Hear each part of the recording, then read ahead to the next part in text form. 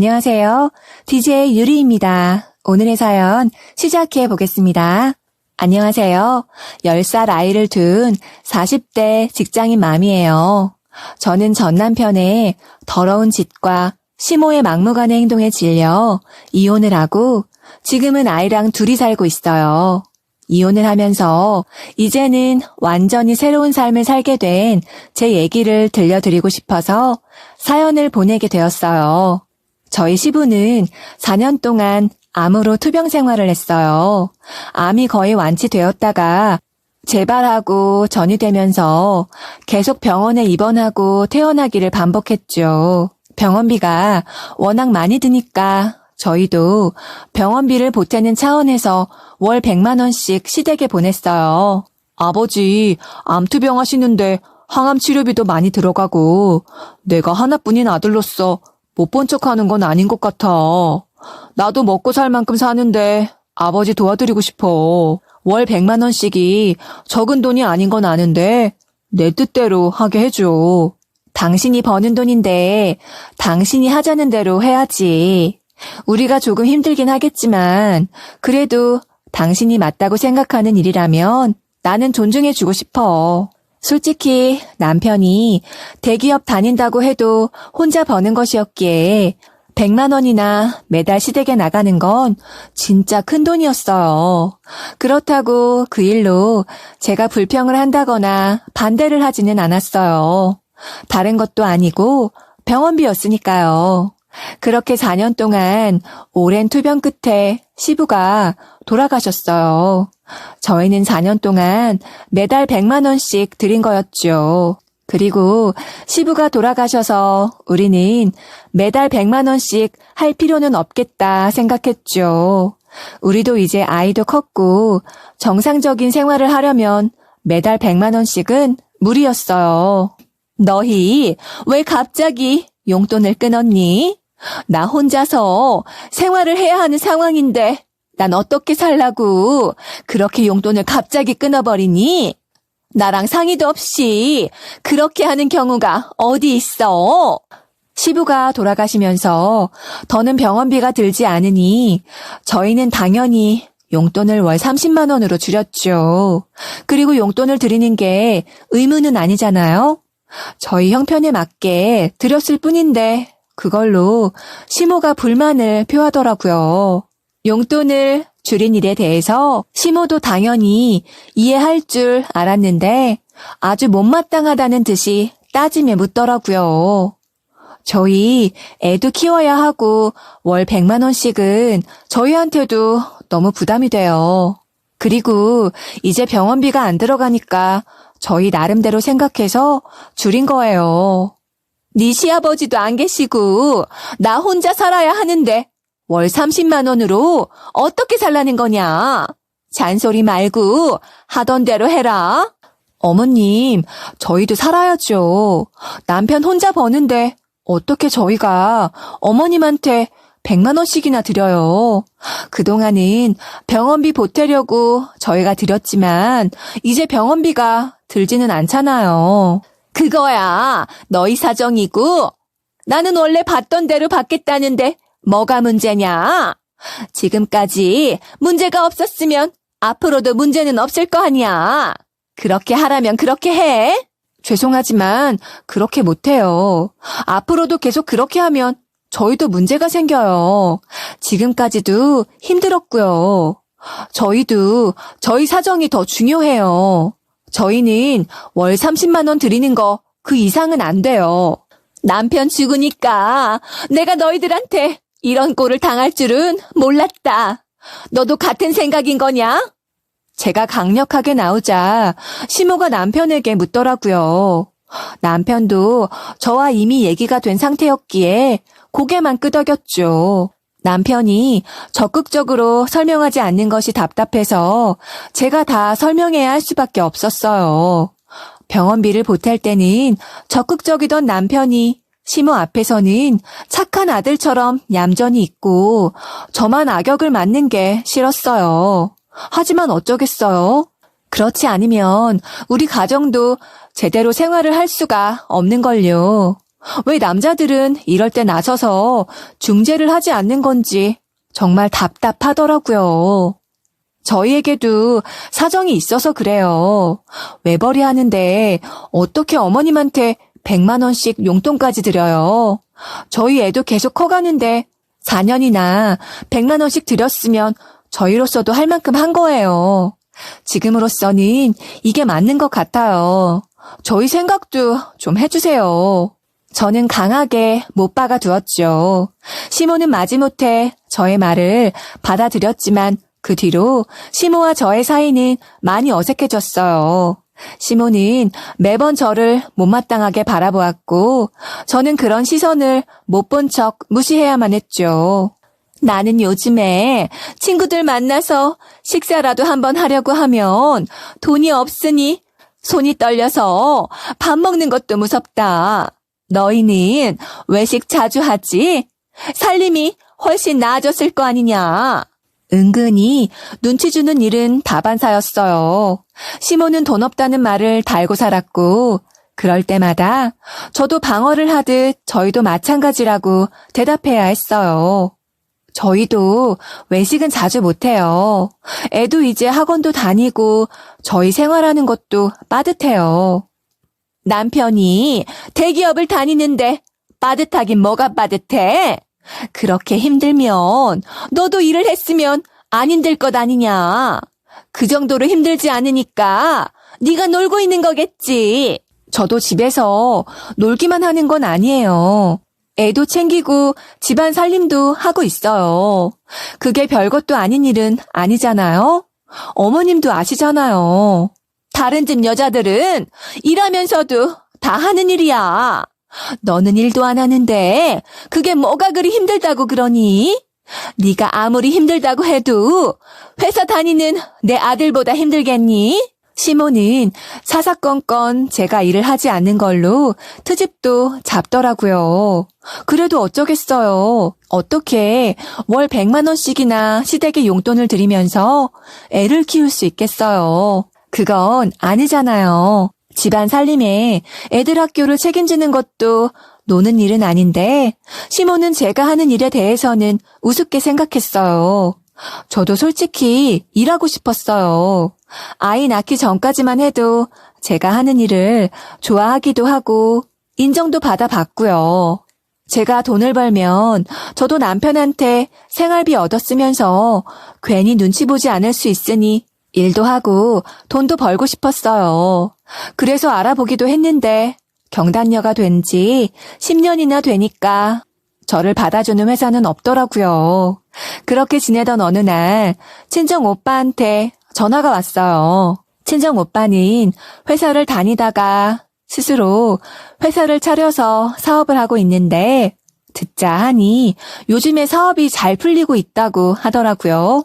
너 일하고 싶지 않아? 그래도 너 조카 생기기 전까지는 일도 곧잘 했었잖아. 하고야 싶지만 요즘 젊은 사람들도 취직이 힘들다는데 10년이나 경단녀로 지냈는데 나를 어느 회사가 받아주겠어? 그럼 우리 회사에서 일하는 건 어때? 요즘에 사업이 잘 되어가고 있어서 안 그래도 직원 더 뽑아야 하는데 네 생각이 나더라. 마침 일이 너무 간절했던 저는 친정 오빠의 제안이 고맙기만 하더라고요. 정말로? 나야 너무 좋지. 안 그래도 나도 일하고 싶은데 방법이 없어서 못하고 있던 거야.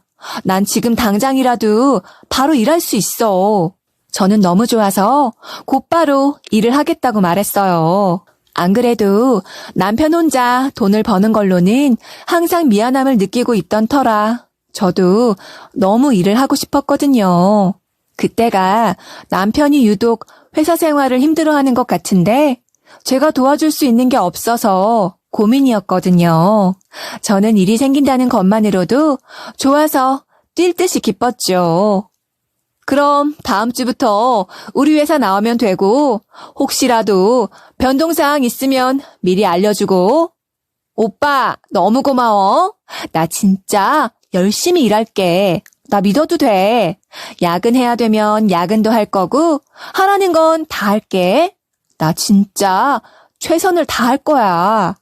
저는 오빠에게 너무 고마워서 무슨 일이든 열심히 할 마음이 절로 들더라고요. 진짜 잘 됐다. 난 당신 일하는 거 좋아. 당신 능력 있는 사람인데 나도 항상 아까웠어. 이제야 나도 마음이 좀 놓인다. 남편도 제가 일을 한다고 하니 진심으로 기뻐하면서 반기더라고요. 그 당시 남편은 유난히 얼굴이 좋지 않아서 회사에 무슨 일이 있는 건 아닌가 걱정이 되었는데 그때만큼은 표정이 밝아지더라고요. 저는 그 다음 주에 정해진 시간에 맞춰서 부푼 마음으로 오빠네 회사로 갔어요. 여기 계약서에 사인하면 되고 월급은 이 정도 될 거야. 그리고 네가 전에 했던 업무랑 비슷한 업무를 맡게 될 거고 그래도 쉰 기간이 좀 있으니까 적응 기간이 필요하겠지만 이왕이면 금방 업무에 적응했으면 하는 게 내 바람이고 저는 곧바로 근로계약서에 사인을 하고 오빠의 회사에서 일을 하게 되었죠. 출근을 하는 매일매일이 너무 행복하더라고요. 일에 적응하는 것도 쉽지는 않았지만 정말 집중해서 열심히 일했더니 업무 파악도 금방 할 수 있었어요. 너무 무리해서 일하는 거 아니야? 그래도 좀 쉬엄쉬엄 해. 오래 일하려면 적당히 쉬면서 일하는 것도 요령이야. 일하는 게 너무 즐거워서 그래. 오랜만에 일하니까 일하는 게 너무 감사하고 기뻐. 오빠, 너무 고마워. 그리고 첫 월급을 받는데 그 성취감은 말도 못하게 크더라고요. 10년 만에 다시 일을 하는데 이게 이렇게 즐거운 일이었나 생각했죠. 그렇게 일한 지 3달째가 되었을 때였어요. 남편이 매달 주던 생활비를 주지 않더라고요. 당신 생활비 아직 안 보냈던데 깜빡한 거야? 오늘 중으로는 보내줄 수 있어? 설마 내가 일 시작했다고 생활비 안 줘도 되겠다고 생각한 건 아니지? 그런 게 아니라 사실은 나 1달 전에 권고사직 당했어. 당신한테 말하려고 했는데 이제 막 회사 다니면서 바빠 보이기도 하고 들떠 있는 것 같아서 말하기가 어렵더라. 그게 무슨 말이야? 아무리 그래도 미룰 얘기가 따로 있지. 어쩌다 권고사직을 당한 거야. 난 상상도 못한 일이라 지금 너무 당황스러워. 권고사직을 당했다는 남편의 말에 저는 머리를 한 대 얻어맞은 기분이었어요. 13년을 잘 다니던 회사에서 하루아침에 쫓겨났다는 걸 이해할 수가 없었죠. 그동안 남편의 표정이 어두웠던 것이 떠올랐죠. 어쩌다 보니 그렇게 됐어. 그래도 당신이라도 직장 있으니까 다행이지. 난 천천히 직장 알아보는 중인데 당분간은 생활비 주는 거 쉽지 않을 것 같아. 어쩌다 보니 그렇게 됐다니 무슨 말이 그래? 권고사직을 당할 정도면 큰 일이 있었던 건데 왜 똑바로 얘기를 안 해주는 거야? 제대로 설명해. 나도 알 건 알아야 할 거 아니야. 부탁인데 그냥 안 물어보면 안 될까? 나 진짜 당신한테 말하는 거 수치스러워서 싫어. 그럼 자기 회사에 내가 아는 언니 있는 거 알지? 그 언니 통해서 물어봐. 왜 그래? 그냥 그러려니 하고 넘어가주면 안 돼? 나 진짜 말하기 싫어서 그런다고. 남편은 권고사직 당한 일에 대해서 말하지 않으려고 하더라고요. 다른 일도 아니고 그렇게 큰 일이 생겼는데 저한테 말하지 않으려고 하는 게 저는 더 불안하고 서운했어요. 당신 무슨 큰 실수했어? 왜 와이프한테도 말을 못하겠다고 하는 건데? 당신 정말 의심스럽다. 아래 직원이 내가 괴롭힌다고 회사에 얘기를 했나 봐. 그 일로 권고사직 당한 거야. 이런 거 말하는 거 나도 당신 앞에서 창피하다고. 남편이 고개를 푹 숙이고 창피하다는 듯 말하는데 저는 이해가 되지 않더라고요. 아래 직원에게 함부로 하거나 그럴 사람은 아니었거든요. 내가 언니한테 물어봐서 자세히 알게 되기 전에 당신 입으로 똑바로 말하는 게 낫지 않겠어? 아래 직원이 여자였어. 난 좋은 뜻으로 말한 건데 그쪽에서 오해를 좀 한 것 같아. 제가 그렇게까지 말하니까 남편은 그제서야 사실대로 말을 하더라고요. 여직원한테 좋은 뜻으로 말한 건데 오해를 했다고 권고사직을 당해? 아까는 괴롭혔다고 권고사직을 당한 거라며. 앞뒤가 안 맞는 것 같은데 속 시원히 말 좀 해봐. 그때는 내가 뭐에 홀렸었나 봐. 그 직원이 착하고 성격도 좋아서 좀 같이 잘 지내자는 뜻으로 말했을 뿐이었어. 근데 그걸 오해를 한 것 같더라고. 그 말을 듣는데 남편과 그 여직원 사이에 무슨 일이 있었구나 싶더라고요. 그 말만 듣는데도 가슴이 철렁 내려앉는 기분이었어요. 그래도 정확히 무슨 일이 있었던 건지 알고 싶었어요. 그게 저에게 상처가 되는 말이라 하더라도요. 정확히 뭐라고 말했는데? 그냥 잘 지내자고 한 게 아닌 것 같은데? 뭐라고 했어? 사귀자고 했어. 나도 지금 엄청 후회 중이고 내가 얼마나 잘못했는지 알아. 그리고 그때는 정말로 내가 머리가 뭔가 이상해진 것 같았어. 지금 생각해보면 내가 그렇게 예쁘지도 않은 애한테 왜 그런 말을 했는지 나 스스로도 이해가 안 돼. 내가 내 입으로 다 얘기했으니까 괜히 그 아는 언니한테 자세히 물어보진 마. 남편의 말을 듣는데 머리 위로 천장이 다 무너져 내리는 기분이었어요. 남편이 다른 여자에게 사귀자고 했다는 말을 듣고 멀쩡할 수는 없잖아요. 처음에는 아무 말도 나오지 않더라고요. 그리고 남편에게 정남이가 떨어지더라고요. 남편은 후회하고 있다고 했지만 10년을 결혼 생활을 해온 저를 배신한 남편이 저는 용서가 되지 않더라고요. 그 일로 권고사직을 당한 거야? 당신은 그런 말을 하면서 내 생각은 조금도 안 했어? 당신은 어떻게 나를 두고 그런 짓을 해? 이제 어떻게 할 거야? 나도 당신한테 면목 없고 미안해. 내가 잘못한 거 알아. 지금도 크게 후회하고 있어. 그래서 그 벌 다 받고 있는 중이잖아. 당신까지 나 힘들게 하지 마. 그 여자가 받아주면 사귀기라도 하려고 했어? 당신 그거 바람이야. 바람 피우려고 한 거라고. 그런 거 아니야. 그렇게까지 오해할 일 아니니까 과장해서 생각 좀 하지 마. 이게 과장하는 거야? 당신이 무슨 짓을 저지른 건지 알아? 회사에서만 무리를 일으킨 게 아니라 우리 사이도 망치는 일이었던 거야. 그래서 안 사귀었잖아. 그리고 나도 다른 회사 취업하면 그러면 아무 일도 없던 일로 살 수 있는 거잖아. 아무 일도 없었고 그렇게 다 마무리된 거야. 당신이 서운할 일 아니야. 내가 제일 서운할 일이지. 난 당신이랑 어떻게 해야 될지 모르겠어. 솔직히 당신 얼굴 보고 있는 것도 너무 힘들다. 그리고 당신 벌 받고 있는 거 당연한 거야. 근데 한 가지 착각하고 있는데 나는 아직 당신한테 벌 준 거 없어. 회사에서는 당신한테 벌을 줬지만 난 아직 아무것도 안 했다고. 내 몫은 아직 시작도 안 했어. 남편이 여직원에게 사귀자고 해서 회사까지 잘렸는데 이런 남편이랑 계속 살아야 하는 건지 솔직히 어떻게 해야 될지 아무것도 모르겠더라고요. 믿기지 않기도 하고 남편이 너무 밉기도 하고 혼란스러웠어요. 요즘 표정이 왜 그래? 일이 너무 많아서 힘들어? 그러게 초반부터 너무 무리하면 금방 지치는 건데 쉬엄쉬엄 좀 하라니까. 그래서 그런 거 아니야. 좀 고민스러운 일이 있어서 그래. 일하는데 지장은 없을 거야. 걱정 마. 고민스러운 게 뭔데? 집안일이야? 그런 게 있으면 나한테 말을 하면 되지. 왜 혼자 끙끙 앓아? 남편 때문에. 남편이 회사 여직원한테 찝적대다가 회사에서 잘렸대.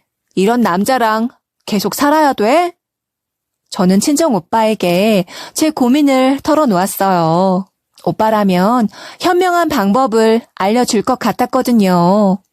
네 마음에 달려있는 거지. 뭐든 지금 당장 정할 필요는 없어.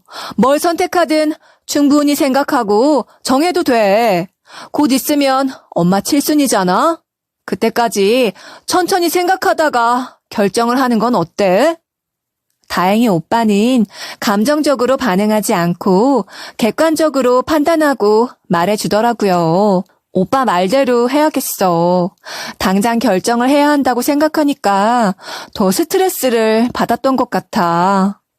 곧 친정 엄마의 칠순이었기에 그때까지는 앞으로 어떻게 할지 생각을 하기로 했죠. 당장 이혼을 하더라도 아이는 어떻게 키울 것이며 집은 어떻게 할 건지 생각 좀 하고 결정하고 싶었어요.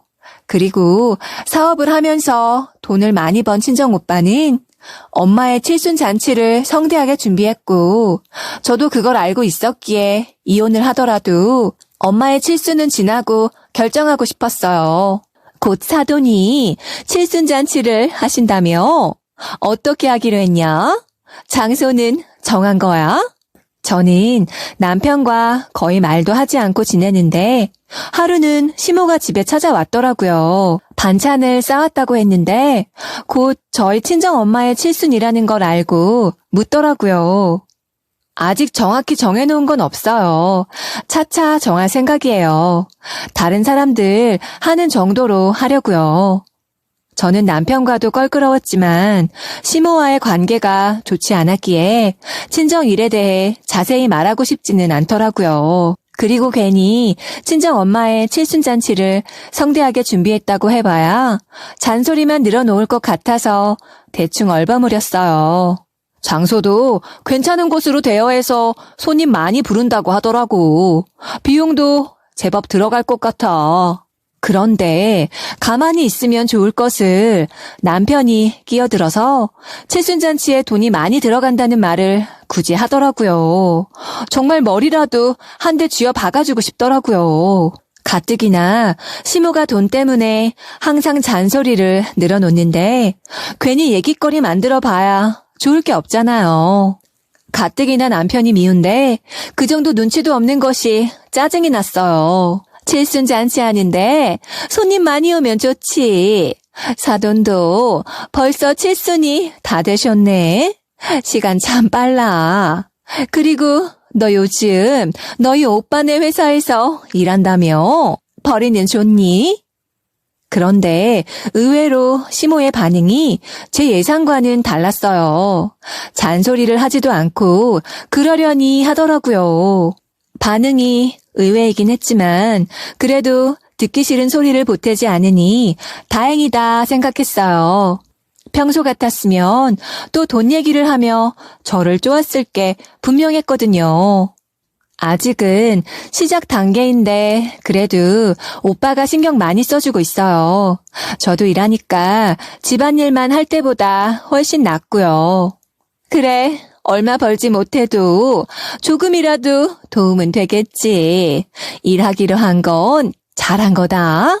저희 엄마 칠순잔치에 대해 묻다가 얘기는 자연스럽게 저의 취업으로 연결이 되었죠. 제가 취업을 했다는데도 용돈 얘기를 꺼내지 않아서 그렇게 조용히 넘어가는 줄 알았어요. 저로서는 그 지긋지긋한 돈 얘기가 나오지 않으니 다행이었죠. 그리고 며칠 뒤 친정 엄마의 칠순날이었어요. 우리 엄마 벌써 칠순이라니 믿기지 않는다. 엄마는 칠순이 되어도 여전히 꽃처럼 예쁜 거 알지? 저는 엄마의 칠순을 오빠 덕에 성대하게 잔치를 할 수 있다는 게 오빠에게 고맙고 지금까지 건강한 엄마에게도 고맙더라고요. 그냥 넘어가도 상관이 없는데 이렇게 챙겨주니까 너무 고맙고 즐겁다. 이렇게 크게 웃는 것도 너무 오랜만인 것 같아. 엄마도 너무나 즐거워했고 오빠도 많은 손님들이 모이니 뿌듯해 보였어요. 저도 모처럼 남편에 대한 고민은 잊고 그저 엄마의 칠순을 즐거워했죠. 한참 잔치가 진행되는 중에 시모에게 전화가 오더라고요. 분위기가 좋았는데 시모의 전화를 보자마자 기분이 확 나빠지더라고요. 처음에는 받지 말까 하다가 오늘이 엄마의 칠순인 걸 알면서도 전화를 했으니 뭔가 급한 일일 것 같았어요. 마지못해 전화를 받았죠. 너 지금 있는 곳이 어디냐? 나 지금 생활비가 부족해서 간단한 장도 못 보고 있어. 지금 당장 돈 좀 빌려줬으면 좋겠다. 어머님, 저희 엄마 오늘 칠순이에요. 제가 엄마 칠순잔치 와 있는 거 아시잖아요. 그런 얘기라면 나중에 다시 해야 될 것 같아요. 급한 일인 줄 알고 전화를 받은 건데 지금은 전화 받기 곤란해요. 잠잠하다 싶던 시모가 또 돈 얘기를 하더라고요. 갑자기 제 얼굴로 찬물이 확 끼얹어진 느낌이었어요. 그럼 네 생활비 통장이라도 줘라. 내가 너희 집에 가서 알아서 찾아갈 테니까 그런 줄 알아라. 그 통장 지금 제가 갖고 있어요. 오늘 은행 들려야 해서 가지고 나왔어요. 이런 얘긴 나중에 다시 하는 게 좋겠어요. 시모가 뜬금없이 생활비 통장을 달라고 하는데 마음 같아서는 시모에게 왜 우리 집 생활비 통장까지 넘기라는 거냐고 따지고 싶었지만 주변에 가족들이 잔뜩 있었기 때문에 말을 삼켜야 했죠. 그럼 네가 지금 있는 곳으로 갈 테니 어디인지 말해봐라. 내가 가면 되잖아. 나중에 얘기하셔도 되잖아요. 오늘 같은 날 지금 어떤 상황인지 뻔히 아시면서 돈 빌려달라는 말을 하셔야겠어요? 오늘따라 시모가 작정한 사람처럼 막무가내로 나오더라고요. 반찬을 싸가지고 왔을 때는 조용하더니 마치 친정 엄마의 칠순날을 기다리기라도 한 것처럼 아주 작정을 했더라고요. 네가 안 알려주면 내가 못 찾아갈 것 같으냐? 시애미가 말하면 제깍 대답을 할 것이지 어디서 말대꾸나 하고 있어? 저는 그냥 전화를 끊었어요. 더 얘기를 하고 싶지도 않더라고요. 그리고 얼마 있다가 얼마나 황당한 일이 벌어졌는지 몰라요. 시모가 어떻게 알았는지 친정 엄마의 칠순잔치 자리에 나타났더라고요. 아마도 그 지긋지긋한 남편놈이 칠순잔치가 어디서 하는지 말해준 거겠죠? 생활비 부족하다며 친정엄마 칠순잔치까지 나타난 시모를 보니 기가 막혔어요. 대체 이게 뭐 하자는 건지. 그런데 시모는 엄마에게 인사도 하지 않고 잔치하는 모습을 혀까지 찢찢 차면서 둘러보더니 저에게 다가오더라고요. 내가 네 엄마 칠순잔치 한다고 했을 때도 그냥 듣고도 가만히 있었는데 와보길 잘했네. 우리 아들 등골 빼먹는 꼴 더 이상 못 본다. 지금부터 니년 생활비는 내가 관리하마. 다짜고짜 한다는 말이 자기 아들 등골 빼먹고 있다는 말이었어요. 제가 지 아들 때문에 얼마나 마음고생하고 있는지 알지도 못하면서 말이에요. 아무래도 시모는 정말로 생활비가 급해서 온 게 아니라 저의 친정엄마의 칠순이 얼마나 성대하게 진행되는지 궁금해서 그걸 확인하러 온 것 같았어요. 손님도 많고 너무나 즐거워 보이는 친정엄마의 모습에 배알이 꼬인 거죠. 그리고 그 칠순잔치가 남편의 주머니에서 나온 거라고 착각하는 것 같았어요. 우리 엄마 칠순잔치가 무슨 남편 등골 빼먹어서 한다는 거예요. 엄마 칠순잔치 하는 게 왜 내가 욕먹을 일이냐고요. 사돈이 칠순잔치를 한다는데 이렇게 찾아와서 꼭 분위기를 망쳐서 속이 풀리세요? 그럼 너랑 너희 친정오빠가 무슨 돈이 있다고 칠순잔치를 이렇게 화려하게 준비하냐? 다 내 아들이 힘들게 번 돈으로 이런 걸 하는 거지. 그러면서 지 시애미 용돈 주기 싫어서 그 난리를 쳤지. 착각도 적당히 하세요. 대기업 다녀야지만 돈 버는 건 줄 아세요? 우리 오빠가 사업해서 돈 많이 벌어서 직원을 몇이나 두고 있는지 아세요? 이 잔치도 전부 우리 오빠가 준비한 거예요. 어머님의 그 잘난 아들 돈은 한 푼도 쓰지 않았다고요. 웃기고들 있어? 됐으니까 생활비 통장 내놔. 네가 갖고 있다며? 지금 당장 그거 내놓으라고. 저는 참지 않고 되받아쳤는데 시모는 들은 척도 하지 않고 자기 할 말만 하더라고요. 완전히 귀를 막고 자기가 믿고 싶은 대로만 믿고 말하는데 정말 대화가 통하지 않더라고요. 표정은 또 얼마나 표독스러운지 잔치를 망치기 위해 작정하고 온 사람다웠죠. 돈도 없는 생활비 통장 어디 한번 잘 써보세요. 그리고 오늘 이렇게 추태 부린 거 절대 잊지 않을 거예요. 지금 이렇게 한 건 반드시 후회하게 될 거예요. 저는 갖고 있던 생활비 통장을 시모에게 집어 던지듯 주었어요. 어차피 돈도 남아있지도 않은 통장이었고 당장 시모를 그 공간에서 내쫓고 싶었어요. 사돈, 오셨으면 식사도 하시고 즐겁게 계시지. 왜 이렇게 화가 나셨어요? 무슨 일 있으신가요? 사돈은 남의 아들 돈으로 잔치 즐기느라 아주 기분이 좋으신가 봅니다. 양심이 있으시면 그렇게 웃는 얼굴로 계실 일은 아니죠. 시모는 친정 엄마에게까지 말을 막 하더라고요. 진짜 제정신이 아닌 것 같았어요. 돈에 눈이 멀면 사람이 저렇게 경우가 없어지는 건가? 저는 시모에게 완전히 정남이가 떨어지더라고요. 시모는 통장을 가지고는 잔치에 온 손님들을 한 번씩 노려보듯 훑어보더니 그제서야 자리를 떠났어요. 이게 무슨 일이야? 사돈 어른이 왜 저러시는 거야? 내가 뭘 잘못했다고 저러시니? 아니면 너랑 무슨 문제라도 있었던 거니? 엄마는 잔치를 엉망으로 만든 시모에 대해 저에게 물으셨어요. 적어도 오늘만큼은 남편에 대해 생각하고 싶지 않았는데 시모까지 행패를 부리니 남편과는 하루도 같이 살고 싶지 않더라고요. 나 시댁이나 남편에게 잘못한 거 하나도 없어. 지금 어머님 혼자 속이 뒤틀려서 저러는 거야. 엄마 칠순잔치 망친 건 너무 미안해. 네가 잘못한 게 없는데 엄마한테 왜 미안해? 엄마는 괜찮으니까 걱정 마. 너 가봐야 하는 거면 어서 가봐. 엄만 진짜 괜찮으니까. 엄마는 계속 가보라고 했지만 저는 엄마의 칠순잔치가 다 끝날 때까지 자리를 떠나지 않았어요. 그리고 일정이 끝나고 저는 단판을 지을 마음으로 집으로 향했어요. 이제 더는 고민할 것도 없었죠. 이혼해. 나 하나 참고 애 생각해서 그냥 살까도 생각해봤어. 근데 아니야.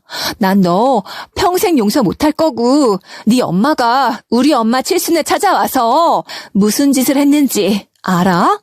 나보고 생활비 통장 내놓으라고 우리 아들 등골 빼먹고 산다고 하더라. 생활비 통장도 드렸어. 내가 이 꼴까지 보면서 너랑 살고 싶지는 않아. 그동안 당신 어머니가 나한테 눈치 주고 맨날 돈 얘기하는 것도 지겨웠어. 이제는 너도 싫고 너랑 관련된 사람들도 다 싫어.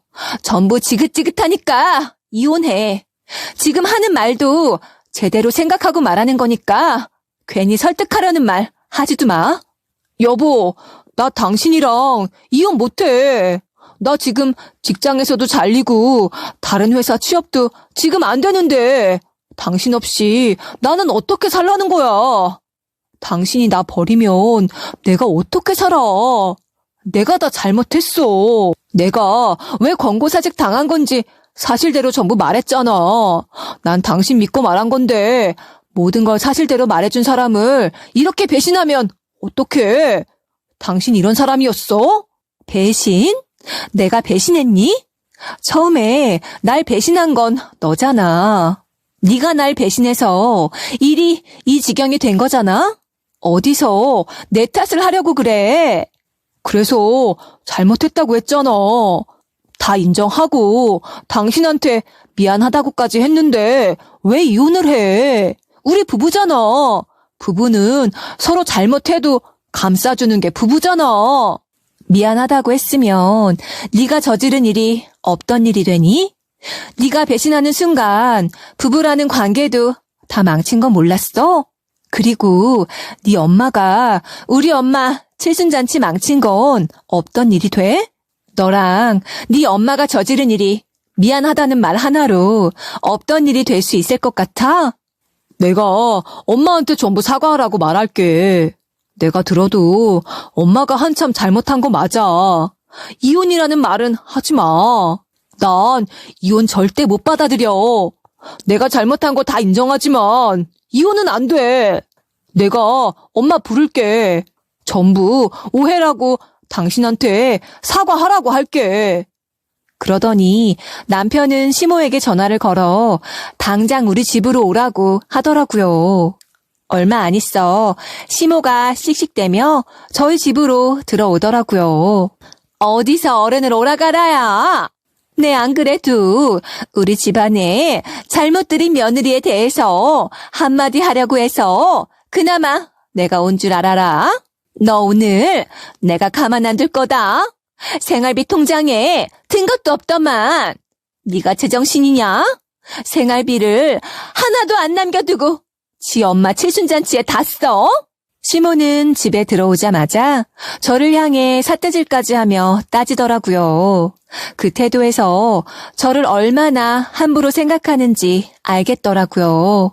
친정엄마 칠순잔치에 와서도 그 난리를 친 걸 보면 저뿐만이 아니라 우리 친정 가족들도 무시하고 있었겠지요. 엄마, 생활비 통장에 돈 없는 거 이 사람 탓 아니야. 그거 전부 내 탓이야. 그러니까 이 사람한테 뭐라고 좀 하지 마. 지금 엄마 아들 이혼하게 생겼으니까. 남편의 말에 시모의 눈이 튀어나올 듯 커지더라고요. 네 탓이라니? 그게 무슨 소리야? 대기업 다니면서 착실하게만 사는 네가 뭘 잘못했다고? 네가 다른 여자를 만났냐? 돈을 다 날려먹었냐? 너처럼 착실한 남편이 어디 있다고? 그리고 어디서 이혼이라는 말을 함부로 올려? 감히 어디서 내 아들한테 이혼이라는 말을 해? 시모의 말에 저는 콧방귀를 꼈죠. 세상에서 자기 아들이 제일 잘나고 반듯하다고 믿는 사람에게 사실을 말해주면 어떤 표정으로 바뀔지 궁금하더라고요.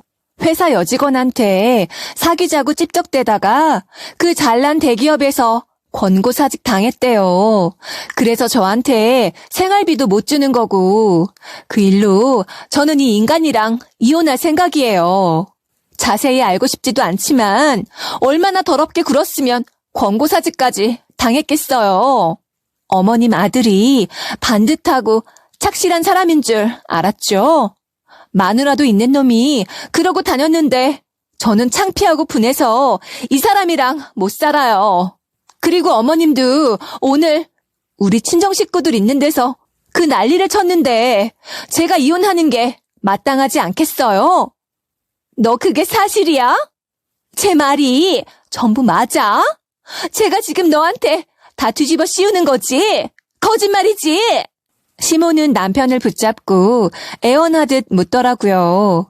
사실이 아니라는 대답을 듣길 원했겠지만 남편은 고개를 푹 숙이고 거의 울 것 같은 얼굴로 대답을 했어요. 전부 사실이야. 그래서 엄마 부른 거야. 오늘 엄마가 한 짓 사과하라고. 엄마 때문에 나 이혼하는 거 보기 싫으면 엄마가 다 잘못했다고 사과해. 왜 엄마까지 그런 짓을 저질러서 우리 사이를 망치는 거야? 남편의 말에 표독스러웠던 시모의 얼굴과 목, 보이는 곳은 전부 빨갛게 변하더라고요. 그러더니 남편을 마구잡이로 때렸어요. 이 나쁜 놈! 미친놈! 네가 정말 내 아들 맞아? 어쩌자고 그런 더러운 짓을 했어? 어쩌자고 그런 짓을 해서 회사를 잘려? 네가 제정신이야? 남편이 한 짓이 시모도 부끄럽긴 한 모양이었어요. 그렇게 한참을 울며 남편을 때리더니 갑자기 생각났다는 듯이 제 손을 붙잡더군요. 세상 불쌍한 얼굴을 하고 저를 바라보는데 고개를 돌려버리고 싶더라고요. 내가 미쳤나 보다. 내가 너에게도 사죄하고 사돈에게도 찾아가서 사죄하마. 내가 잘못했다. 내가 아무것도 모르면서 너한테 죽을 죄를 졌다. 어머님이 사과를 하든 말든 이제 저한테는 중요하지 않아요. 저는 이미 마음의 결정을 내렸고 이 사람이랑 저 이제 이혼한다는 것만 알고 계시면 되는 거예요. 내 아들 못난 놈이고 나쁜 놈인 거 알아. 네가 얼마나 힘들었는지 내가 짐작도 할 수 있어. 너무 밉고 원망스럽겠지. 하지만 그렇다 해도 이혼은 아니지. 막말로 얘가 바람을 피운 건 아니잖아. 그냥 잠깐 다른 여자한테 눈을 돌리긴 했지만 지금도 너랑 이혼하기 싫다고 매달리잖아. 지금 얘 버리면 직장도 없는 얘는 앞으로 어떻게 사니? 나한테 한 짓이 있는데 그거 불쌍하다고 같이 살아요? 제가 굳이 왜 그래야 하는데요? 제가 뭐가 못나서 이런 인간이랑 살아야 하는 건데요? 전부 내 잘못이다. 내가 자식 잘못 키워서 이런 일이 생긴 거야. 오늘 사돈 앞에서도 내가 잘못했고 다 내가 잘못한 거 인정해. 나는 용서하지 않아도 되지만 네 남편은 용서 좀 해줘. 내가 이렇게 부탁한다. 내가 살면서 한 번이라도 이렇게 너한테 간절히 부탁한 적 없잖니? 한 번만 용서해줘. 그리고 얘 능력 있는 애다. 얘 데리고 너희 친정오빠가 하는 회사에 데려가면 쓸모도 많을 거야. 이놈이 다시는 같은 실수 저지르지 않을 거야. 또 그러면 그때는 내가 이놈 가만 안 둘게. 제발 한 번만 기회를 줘. 정말이야. 다시는 이런 일 없을 거라고.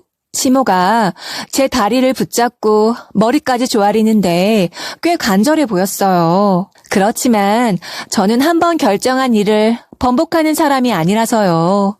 마음이 동하지는 않더라고요. 그 와중에 자기 아들을 우리 친정오빠 회사에 취직시킬 생각을 하는 게 열이 받더라고요. 그 짧은 시간에 잔머리를 굴렸다는 게 제 분노를 더 자극하더라고요. 언감생심, 어디서 우리 친정오빠 회사에 들어올 생각을 한 건지 어이가 없더라고요. 저는 한번 마음 먹은 건 무조건 실천하는 사람이에요. 그런 줄 아시고 돌아가세요. 어머님 이러시면 저 더 화날 것 같거든요. 그리고 이런 사람을 뭘 믿고 우리 친정오빠 회사에 들어오게 해요. 우리 친정오빠가 그러라고 해도 내가 나서서 반대할 생각이니까 꿈도 꾸지 마세요. 그랬더니 시모가 눈치를 잔뜩 보면서 돌아가더라고요. 시모가 떠나는 모습은 쳐다보지도 않았어요. 시모가 낮에 저지른 짓을 생각하면 전혀 안쓰럽게 보이지도 않았고요. 그렇게 다음 날이 되었어요. 이혼 서류야. 사인해. 길게 얘기하고 싶지도 않고 그냥 빨리 사인하고 끝내. 저는 남편에게 이혼 서류를 들이밀었죠. 제가 적어야 하는 부분과 사인해야 하는 부분은 이미 작성을 마친 상태로요. 당신 진심이야? 내가 잘못한 것도 다 인정했고 다시는 이런 일 없을 거야. 당신 내가 이렇게 비참할 때 꼭 나를 버려야겠어? 내가 불쌍하지도 않아? 네가 한 짓 때문에 나도 비참해졌어. 그리고 회사에서 잘린 건 순전히 네 탓이야. 네가 저지른 짓 네가 벌 받는데 내가 왜 불쌍하게 생각해줘야 돼? 헛소리 그만하고 사인이나 해. 저는 온몸으로 짜증을 내며 남편에게 사인을 하라고 했어요. 남편 놈이랑 길게 얘기를 나누고 싶지도 않았거든요. 난 못하겠어. 나는 이혼하기 싫어. 우리 가정 계속 유지하고 싶은데 내가 왜 여기에 사인을 해야 돼? 난 절대 못해. 그런 줄 알고 이거 가져가. 이혼 소송으로 가볼까? 원한다면 나는 얼마든지 그럴 생각 있는데. 한번 해봐. 소송하면서 개망신 한번 당해봐야 정신 차릴래? 제 말에 남편은 기가 질린 얼굴로 금세 수그러들더라고요. 그리고는 마지못해 이혼 서류에 사인을 하더라고요. 그리고 이제 경제력이 없는 남편은 아이를 키울 수는 없었기에 제가 아이를 데리고 키우기로 했죠. 너 우리 회사 들어오고 회사가 더 잘 되는 것 같다. 내 동생이지만 너 진짜 복덩이야. 오빠가 그동안 잘 꾸려온 덕에 잘 되는 거지. 그래도 나도 진심으로 기쁘다. 앞으로도 열심히 할게. 회사 지금보다 더 커지고 더 잘 될 거야. 조금 지나면 너 승진도 시킬 거야. 월급도 더 올려줄 거고. 네가 그동안 얼마나 고생하면서 견뎠는지 다 아니까 그만큼 보상도 해줄게. 너는 그럴 자격이 충분히 있어. 오빠의 회사는 승승장구하면서 규모도 더 커지고 수익도 올라가고 있었고 저의 노력을 알아준 오빠가 보상도 충분히 해줬어요. 일을 하면서 아이를 키우는 일이 만만치 않은 일이기는 했지만 저는 전보다 더 큰 활력을 느꼈죠. 게다가 전 남편이 그동안 모은 돈은 재산분할 신청을 해서 그 돈으로 아이랑 둘이 살 집도 마련해서 안정적으로 지낼 수 있게 되었죠. 이혼을 하기 전에는 어떻게 살아야 할지 막막하기만 했는데 막상 이혼을 하고 나니 살 길이 다 생기더라고요. 죽으라는 법은 없구나 생각했죠. 애는 잘 지내? 저번에 봤는데도 또 보고 싶다. 애 보기 힘든 날은 나한테 말해. 내가 볼게. 전 남편은 가끔 애 때문에 연락을 했는데 자주는 아니었어요. 아이 아빠이긴 하니까 연락을 아주 무시할 수는 없었죠. 가끔 아이와 전 남편을 만나게 해줘야 했거든요. 안 바빠? 나야 가끔 봐주면 좋기야 한데 일 안 해? 아무 때나 애를 맡길 순 없잖아. 당신도 일을 해야 할 텐데. 지금은 계속 취직이 안 되고 있어. 취직 안 되는 날이 더 늘어나면 아무래도 부모님 집으로 들어가서 살아야 할 것 같아. 나 이혼하고 정신적으로 더 많이 힘들어졌어. 상황도 자꾸 안 좋아지고 그래도 당신이랑 살 때가 내 인생에서 가장 안정적이고 행복했던 시기였던 것 같아. 당신이랑 헤어지니까 그때가 얼마나 소중하고 좋았는지 이제야 더 많이 깨닫게 됐어. 그래서 당신한테 계속 미안하다. 안 됐네. 난 솔직히 지금처럼 좋았던 적이 없는 것 같아. 내가 그동안 많이 참고 살았나 봐.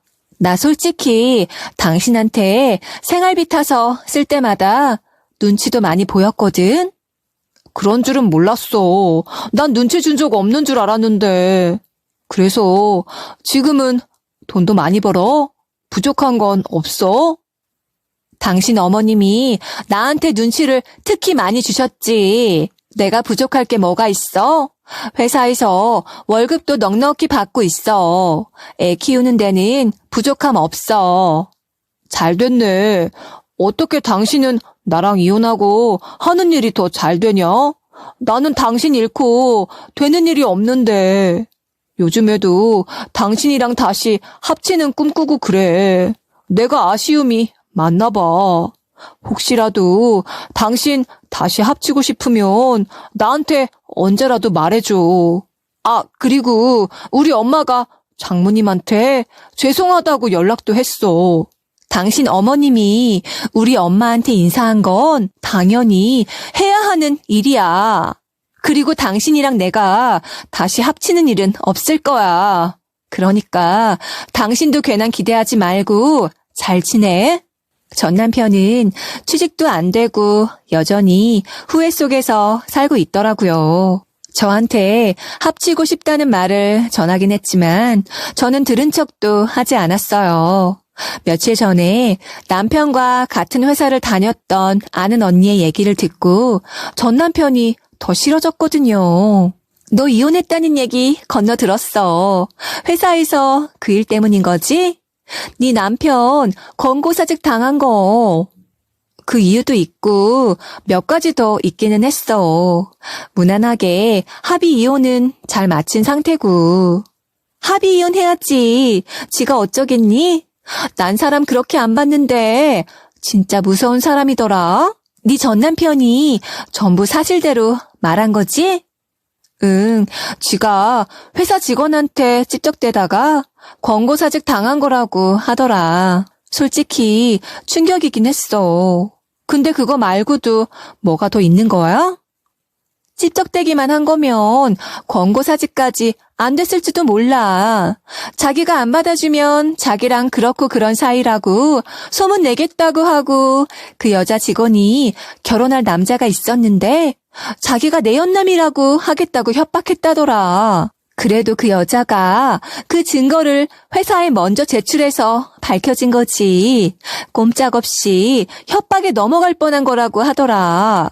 전 남편이 저에게 걸러서 얘기를 했던 거더라고요. 그러면서 저에게 사실대로 말한 거라고 하던 것이 떠올라서 어이가 없더라고요. 내 전 남편이지만 생각보다 더 쓰레기네.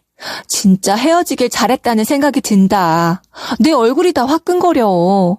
네 잘못이 아닌데 네가 왜 얼굴이 화끈거려. 너 취직한 얘기 들었어. 앞으로는 좋은 일만 생길 거니까 이제는 예전 일에 대해서는 생각도 하지 마. 근데 혹시라도 너한테 애 핑계로 다시 합치자고 하면 다시 합칠 생각은 있어? 제가 그 불구덩이를 왜 다시 들어가겠어요. 저는 지금이 좋아요. 앞으로도 이렇게 계속 일하고 싶어요. 가능하다면 오래오래 일하고 싶다는 게 제 꿈이죠. 지금은 제 아이와 제가 하는 일이 가장 중요해요. 사람에게 일이 생긴다는 건 중요한 일이라는 걸 다시 일하면서 많이 깨달았거든요. 이제는 쓰레기 같은 전 남편과 인연도 끊겼고 막무가내 시모도 보지 않고 살아서 건강도 더 좋아진 것 같아요. 혹시 제 사연을 들으신 분들 중에 참느라 스트레스를 많이 받고 계신 분이 있다면 꼭 말씀드리고 싶은 게 있어요. 너무 참지 마세요. 그리고 고민도 너무 많이 하지 마세요. 이혼한다고 남편이 없다고 세상이 뒤집어지는 건 아니에요. 제 경험상 그렇더라고요. 제 이야기는 여기까지예요.